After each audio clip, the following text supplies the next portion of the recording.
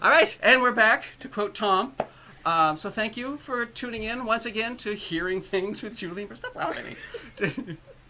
Julie and Brad. Oh, man, it's really raining. I'm like a freaking distracted squirrel right now. I know. Continue. Anyway, so thank you for coming back. We're going to talk about a topic that we have very different opinions on. And this was something that was a comment. Somebody commented on one of our videos saying that she has something called a hearing buddy. And so this is something that I hadn't heard of until a few years ago. And so we had, at the library, we got a new children's librarian. And she was one of the first people that I met and put my deafness first, just because we started talking that way. And so she was the children's librarian. I still am the technology librarian. So we were going over technology stuff. And we just got talking about, man, here's Rocky. And we got talking about hearing aids. Hearing loss in general, because she noticed my hearing aids, which was also really weird. And so ever since then, Danielle, hi Danielle, has become my hearing buddy at work. And so if we're in a meeting and there's crosstalk, or if we're in a meeting and somebody's speaking quickly, she always makes sure, she'll text me or something and make sure that I caught what I needed to catch. And for me, that was invaluable. So I don't speak up for myself enough. It comes with being an introvert, and I know I need to do it more. And so she's really given me the courage to speak up for myself more by knowing that, basically giving me permission to not hear things. And so I appreciate having a hearing buddy. But Julie, on the other hand, who's behind Rocky, if you can't see, Julie. Here I am. Julie, she wanted to hit me when I brought up this topic. She did not, though, so no Brads were harmed in the making. No Brads were harmed. You want to go see Uncle Brad? Come over. Come over. Okay, hold on. Come over. Move the dog. There we go. Come on over. All right, There you go. so, All right. So he brought this up to me, and I was like, what are you talking about? Because I'm very different in personality. I'm much more outspoken, which you probably figured out by this point in the series. And for me, growing up, I was always at the front of my own advocacy. I was always up front, out there. Here's what I need. Here's what I need you to do. I will follow up with you. I don't need you inserting yourself. So for me, it was kind of a visceral defensive reaction when he brought that up. Because for me, I took it as, well, why am I relying on somebody else? This is my thing. I am in charge of what I need. I will tell you what accommodations I need. I don't need you to make that decision for me. So we really had two different sides to this. And I am lucky that I have people at work that I can approach and rely on, but it's self-initiated. It's not something that's initiated by someone else, because I think that I would find that almost insulting, that you're making an assumption about what I need and what I don't need. Here's the funny part.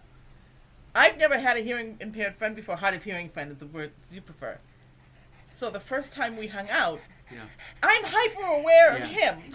She was a hearing buddy when we were hung out. She didn't even. I don't think you even realized you did doing it. That's the hysterical part of the whole thing.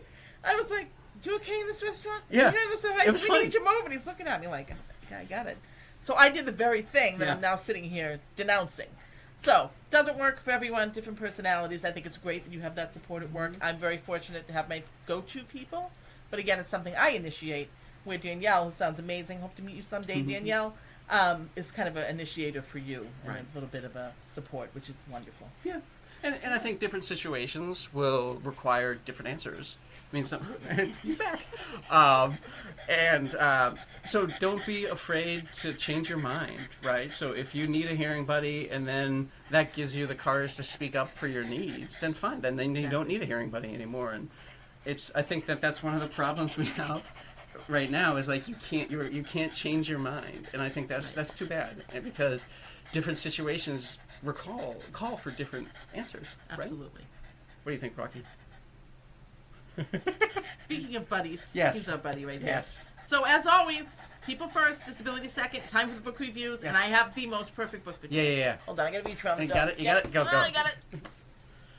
So I'm on a children's book kick. But they're not counting towards our book total, so don't think I'm cheating. Okay. Charlotte's Web, what perfect book. Yeah. Is there a more perfect book? Such a good book. About buddies and unlikely friendships and unlikely partnerships. Extroverted teacher, introverted librarian. It shouldn't work, but it does. It does.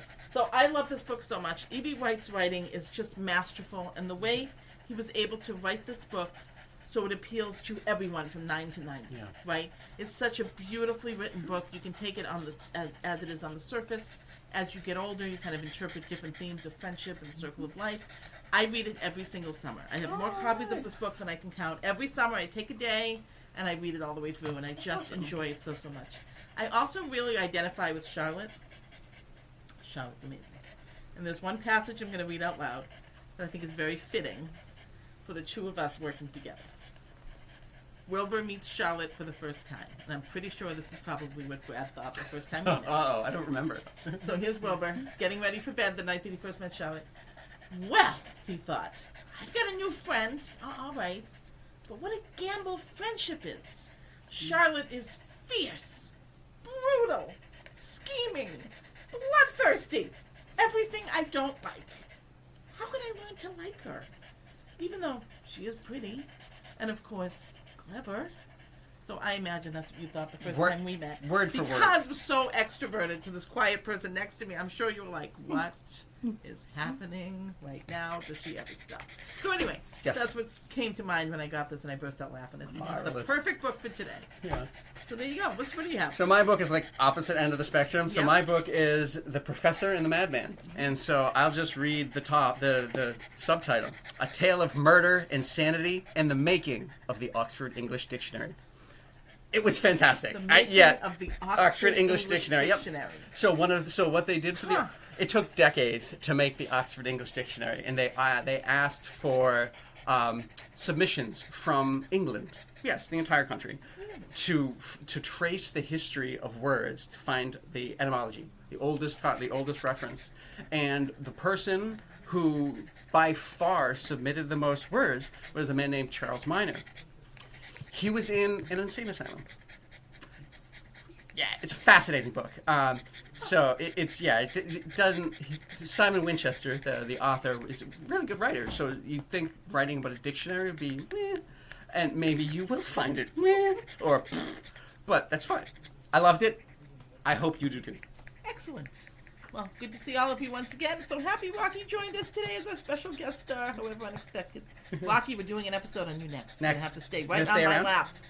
Thank you, everybody. We'll see you again. Take care.